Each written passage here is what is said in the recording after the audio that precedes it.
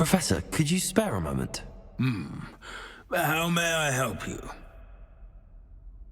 I'm interested in the Goblin rebellions of the past. Ah, certainly. Their history is part of our history. In fact, you can trace most Goblin rebellions to wizard intervention. More specifically, the laws governing wands and who may legally possess them.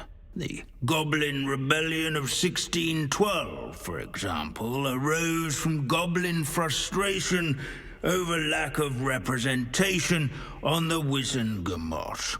It became a terrible, blood-soaked affair. Take heart, though. Our current peace and prosperity shows that violence can be transitory. But Hogsmeade was just attacked, Professor. If I'm not mistaken, and I rarely am, one of the 18th century's rebellions was led by Urg the Unclean. He had been dunked in a pond publicly by a group of young wizards, if you can imagine that. Another rebellion in 1752.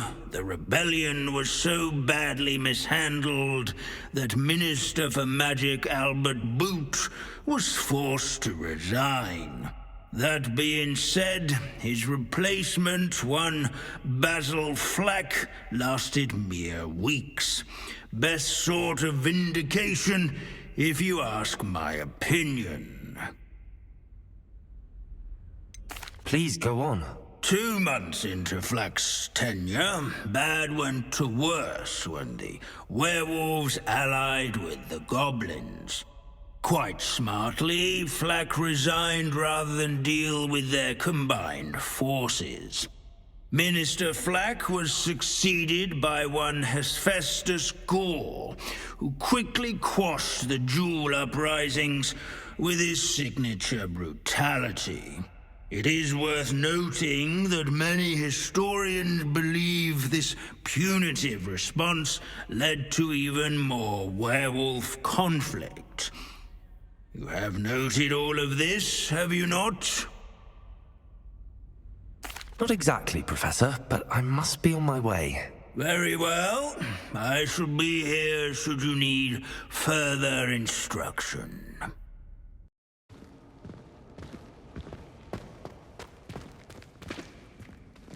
Oh, it's you! Just the person I need. Samantha, is everything all right? No, it's not. It's my brother William. The one I told you about after Charms class. He's been cursed. He ignored my warning and now he's lying in St. Mungo's looking completely pathetic. He simply never listens. I'm sorry, how exactly has he been cursed? Oh, you won't believe it. Truly, but his feet were turned into purple beets. You can imagine his distress. And mine. I won't even go into the attention he was getting from our garden rabbits before he admitted himself to hospital. I'm so sorry. That sounds like a trying situation. I'm glad you understand. Everyone else just laughs at me as if it's a joke. No compassion at all. Well, it is an unusual situation. How did your brother end up like this? It's entirely his own fault. I told him about some research I'd done recently on our ancestor Marmaduke Dale. In particular, my discovery that Marmaduke's tomb was cursed. My brother's always making fun of my discoveries. This time, he laughed in my face. Told me I'd misinterpreted my findings. As if that were possible. And to prove his point, he went right up to the entrance of the tomb and poof! His feet transfigured into beets. If I'm honest, I'd say he had it coming. Normally I'd agree with you, but he's my brother. I know what he did showed abysmal judgment on his part. And no one deserves such a fate to last forever, especially as the result of a single brainless mistake. Now I worry that if the curse isn't reversed, it could become permanent. Can't the curse be broken? Possibly. The curse stems from a crest that was stolen from Marmaduke. If the crest were returned to its rightful place upon his sarcophagus, then I believe that William's feet may be restored. You battled trolls when they attacked Hogsmeade, escaped a dragon, and I could tell by your work and charms that you're a skilled spellcaster. Returning a crest to a sarcophagus should be almost effortless for you. So, will you help us? Why was Marmaduke's tomb cursed? The curse is the result of an intense sibling rivalry between Granham Dale and his younger brother Marmaduke. Marmaduke was a famed herbologist, and Granham resented the attention that he received. Sibling rivalry? Sounds as if it might run in the family. But I would never intentionally curse my brother, not like Granham did. When their mother died, Marmaduke was given the prized family crest. Granham felt that as the eldest child, he should have been given it. Years later, when Marmaduke died, Granham stole it and cursed the tomb so that none in the Dale family could ever pay their respects.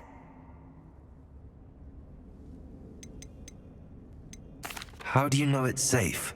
I don't want my feet to turn into beets as well. Oh, but the curse only applies to Marmaduke's descendants, as my brother so aptly demonstrated. That's why I need your help. You're unrelated to my family, so the curse wouldn't affect you.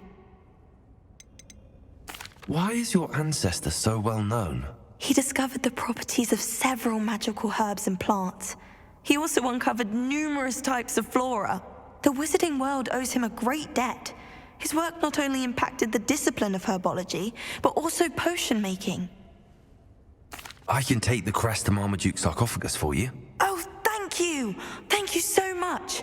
You'll simply go into the tomb where Marmaduke was laid to rest and place the crest on top of his sarcophagus. According to my research, the tomb's been abandoned for centuries, so it should be a fairly simple task. You'll find it just east of the hamlet of Brockborough. Thank you for your help. My family is indebted to you.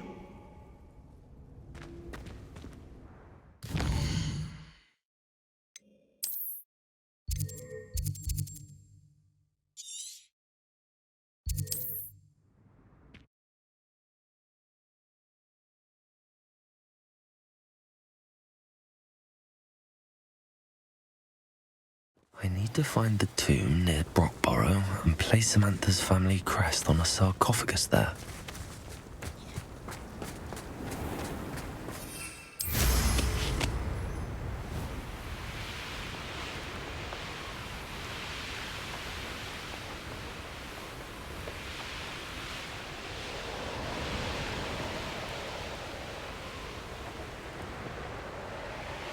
Mysterious and a bit unsettling. What to do?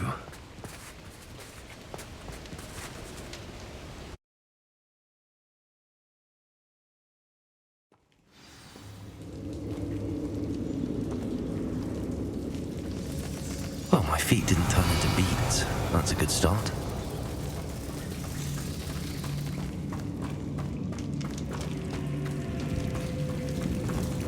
Confringo!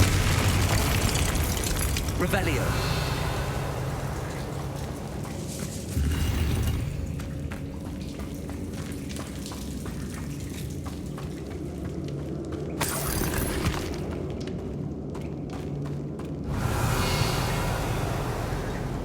Should have known a herbologist would use Devil's Snare.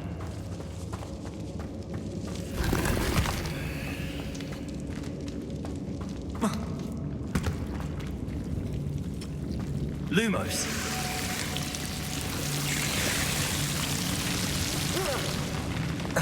A troll?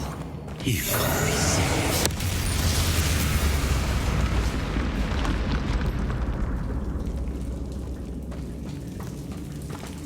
Revelio!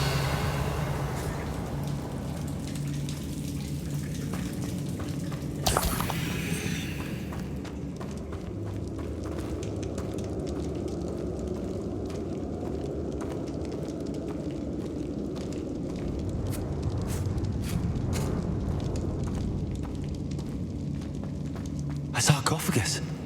This must be Marmaduke.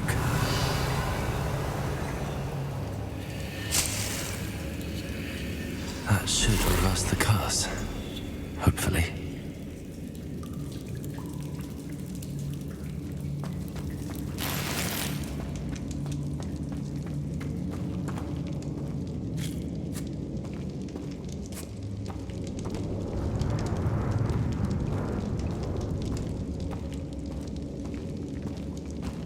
Revelio.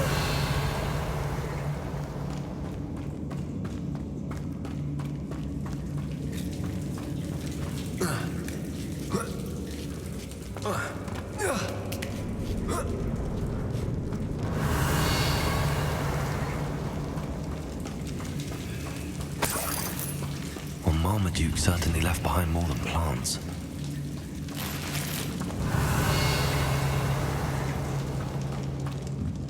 Confringo!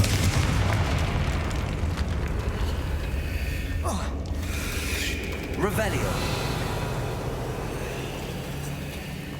Confringo.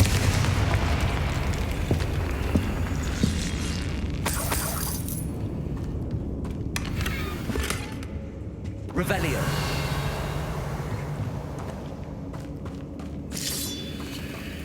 Confringo.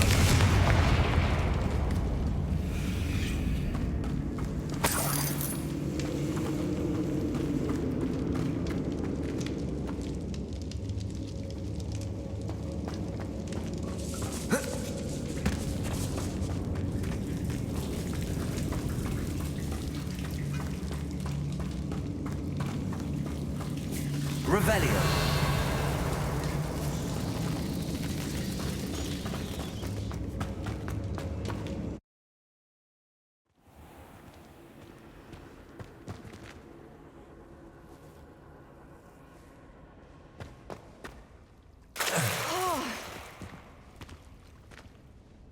I'm happy to tell you that I returned the crest to Marmaduke's sarcophagus just as you asked. I thought as much. I received word from St. Mungo's that my brother's feet are back to normal. No more beats. Oh, I cannot thank you enough. It wasn't too much trouble, I hope. Just a measly old troll, nothing significant. A troll? Oh dear, I'm so sorry. That's awful. No one has been in that tomb for centuries. But I can't say I'm surprised. Marmaduke seems to have been full of surprises. Indeed he was. Well, I suppose I should be going.